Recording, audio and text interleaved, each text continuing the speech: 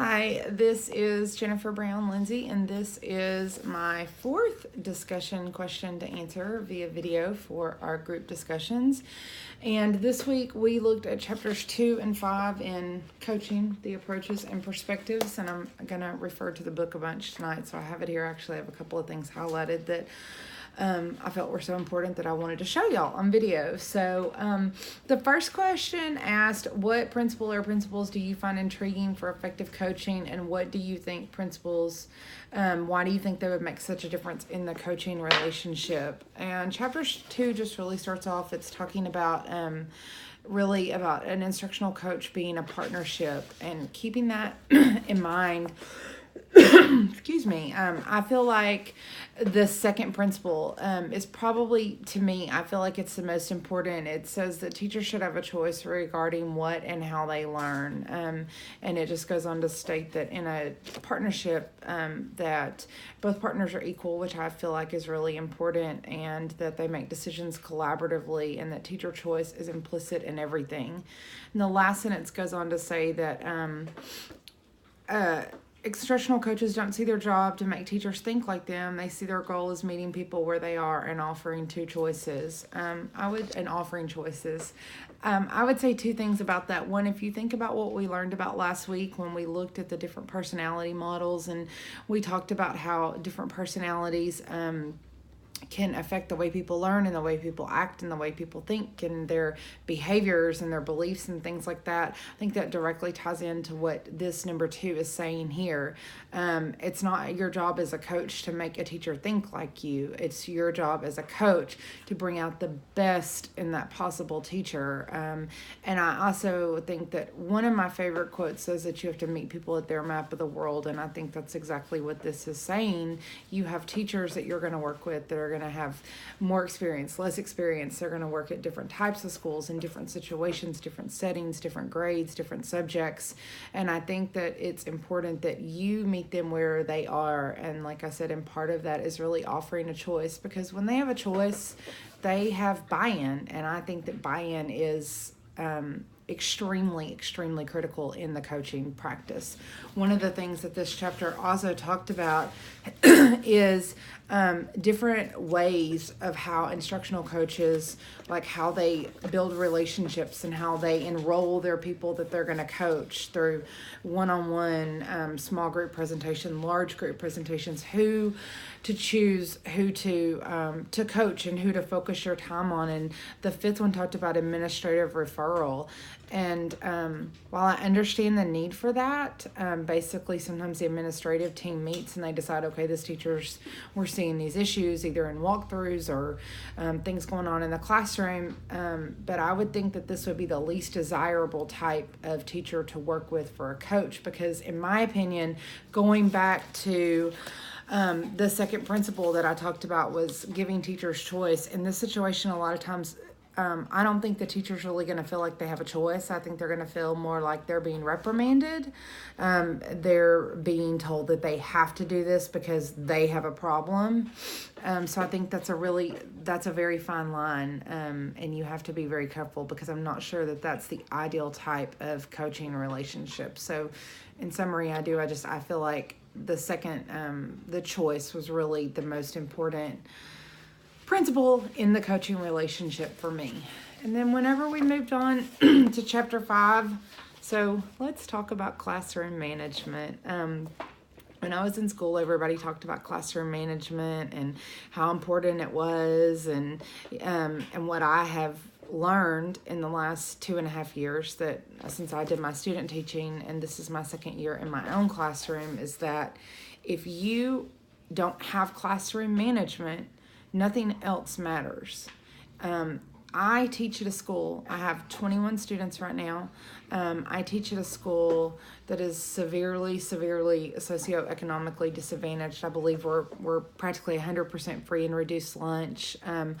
Our kids don't learn manners, they don't learn respect, they don't have a lot of previous schooling experience. They come to us, and not only do we have to teach them how to read and how to add and about science and about social studies, we have to teach them the whole child, how to be a good person, how to walk in a line, how to use manners. We have to teach them how not to scream out in class, how not to take their frustrations out on other students. So in my experience, there is nothing that's more important than classroom. Arlen, can you? There's nothing more important. Sorry, my son's hollering at me. I apologize.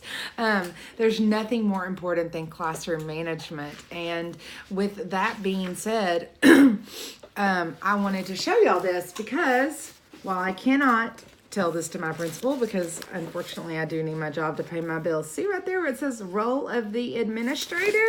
And let me read that to you word for word. It says effective classroom management begins with effective leadership from the building administrator. Like, I seriously want to take a picture of this and I want to blow it up and I want to cite my sources and I want to email it anonymously to my principal. Because while I like my principal, she's a very nice lady, I don't feel like our effective management starts from the top. I feel like our effective, we don't have any effective leadership. Our students don't have any respect for the principal, mainly because we don't have a lot of opportunities for her to interact with them. She does not command respect. She is not able to quiet the lunchroom. We don't have assemblies. There are very, very few consequences for serious discipline problems. So I just want to say, because that's kind of my soapbox, sorry, and then I'll get off of it, that I do feel like the role of the administrator in coaching for classroom management is huge. You truly have to start with effective leadership from the building administration. And after that, if you have coaching and you, one of the things that it pointed out that the question asked about resources or strategies that I would share with teachers, we use CHAMPS at my school, and on page 96 of the book, it actually talks about CHAMPS. And CHAMPS tells a student what they're supposed to be doing, how they're supposed to get help, what the activity is, if they can move around the room, what kind of participation. It tells everything. And if you use CHAMPS with fidelity, it does work. It does, but it takes fidelity. It takes using it every day, day in and day out. So as far as strategies that I think that coaches can use for teachers that need coaching for classroom management, I think CHAMPS is a great thing to teach. And I think that the way to do that is for a coach to come in, and the chapter talks about this. It talks about picking your coaches and selecting them and then supporting them. And one of the things that you can do is observe, and then you can make notes of the classroom management issues that the teacher is having. And then you can come in as a coach and you can model a lesson. And there are lots of great ways to teach CHAMPS and to model lessons that will really help a teacher. So I think that observation, modeling, those things are very important for a teacher. I think it's important to talk about praise. That's one of the things. Sometimes in my classroom, it's just finding the littlest thing, like, oh my gosh, hey, you walked down the hall and you had cardinal arms the whole time. Your arms were crossed, or, you know, you did X, Y, and Z. So I think that you have to find ways to praise your students. And I think that as a coach, those are all things that you can model to help a teacher to really have successful classroom management.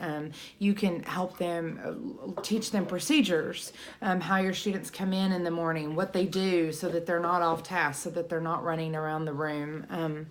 So those are things that I think that coaches can really do. And like I said, I feel like you can throw content, you can throw instructional strategies, you can throw everything else out the window. Literally, if you can't manage your classroom, then all that's useless, because you're never going to be able to get their attention. You're never going to be able to hold their attention, and you're never going to be able to run an efficient classroom. So I feel like looking at chapter 5 and reading through that, and if you have teachers that are struggling, like, that's number one. There's just, in my book, there is absolutely nothing that is as important as classroom management. So anyway, sorry for my video to be so long, but thanks for listening.